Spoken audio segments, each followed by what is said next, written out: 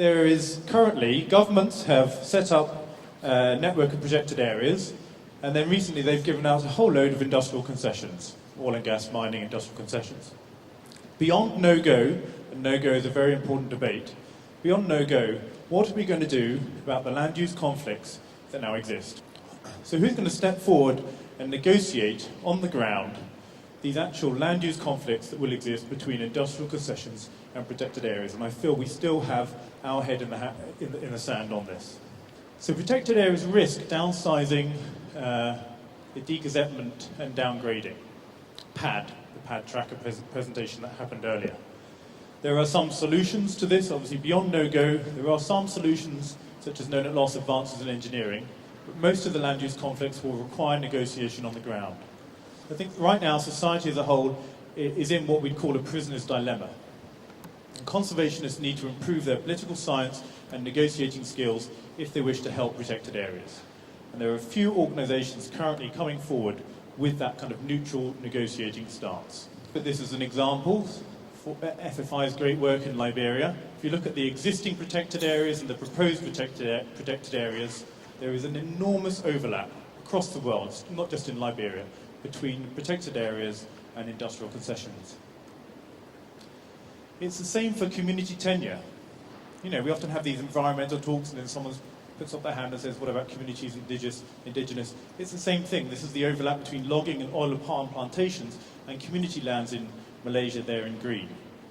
The Munden report is a great report which points out there's a 38% overlap between community tenure and industrial concessions globally.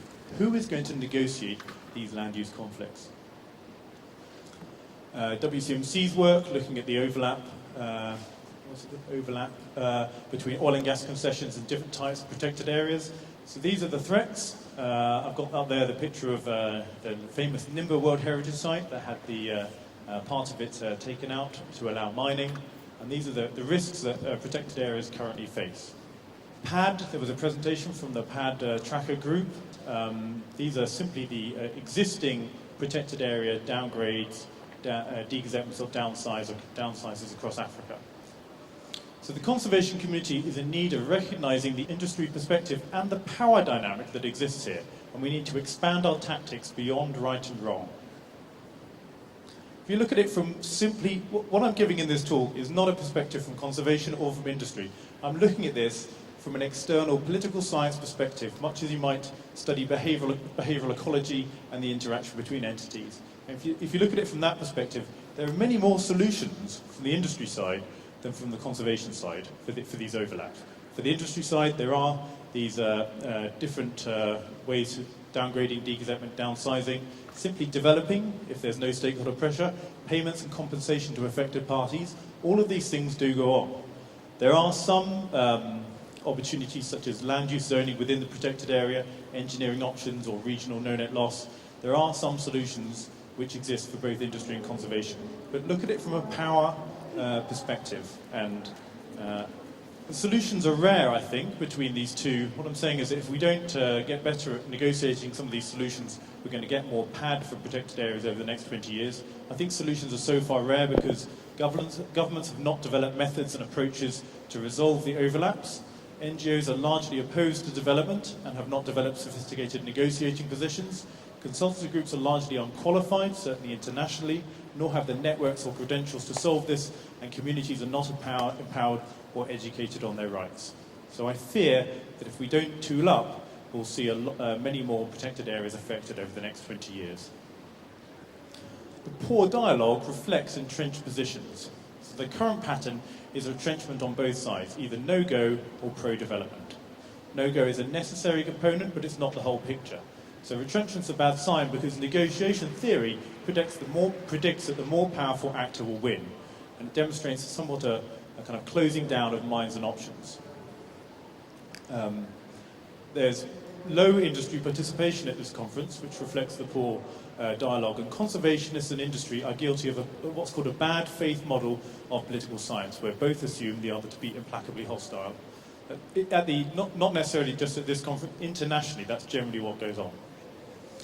So, beyond no-go, which will be the cherry on the cake, what are we going to do? Well, industry and government look at the problem generally from an outcomes perspective, which means how can we fix this, how can we resolve this.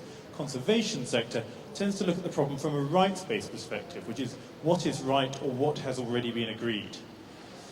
Unfortunately, negotiation theory to suggest that conservation will generally lose because rights-based thinking is known to lead to retrenched and weaker positions, whereas outcome-based thinking tends to win, even if it's not legal or right, because it simply provides a solution. So society is in a prisoner's dilemma. I presume you're all familiar with the concept of prisoner's dilemma. The question is, how do we reach a state of trust? We need to get out of the prisoner's dilemma. Today, we're in a situation there where both parties suffer, so society as a whole is suffering. What we need to do is move across to this cooperating sector where we're both cooperating, where both industry and conservation wins. And I think there are some solutions, but currently we don't have the tools. How do we get out of prisoner's dilemma? Either one, both parties have to take a simultaneous risk to trust each other, and that is difficult to but it can sometimes occur, but it doesn't happen very often. Or secondly, a trusted third party negotiates on both of their behalf. That's what a negotiator is. My question to you all is, who can be relied upon to be the trusted third parties? Until we solve this, we're all prisoners of our own creating. And there are individual success stories, but they're not necessarily being presented at this conference because people fear they're going to be critiqued. So real-world solutions could be a landscape-level ombudsman, or indeed for the whole of a country like Liberia. IUCN may play this role. A new cadre of negotiators at the individual site level to work out, it's not just biodiversity and mining, there are it's communities, it's a societal problem. So these negotiators will need to be well-trained but also unbiased. There are possibly some solutions such as no net loss, which is like the idea of mitigation hierarchy and biodiversity offsets. There was a project presentation on Murchison Falls, and others might propose that. And fourthly, I'm certainly not an IUCN protected areas expert, but there may be some opportunities to be more creative in the application of Category 6 IUCN protected areas and the types of land use allowed within some protected areas. In other words, is it possible for example, oil and gas infrastructure to operate within a protected area and through investments have an overall positive impact on the protected area? So no net loss may be one solution. It reflects society's desire for both conservation and development. But care is required. If you look at Walker et al. 2009, it shows that political science doesn't weigh in favour of biodiversity offsets.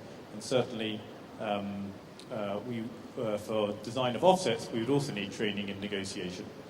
So this is my statement on our current needs in the conservation sector. I come originally from the conservation sector, but I'm giving it as a unbiased perspective on how things are likely to play out over the next 20 years. Thank you very much.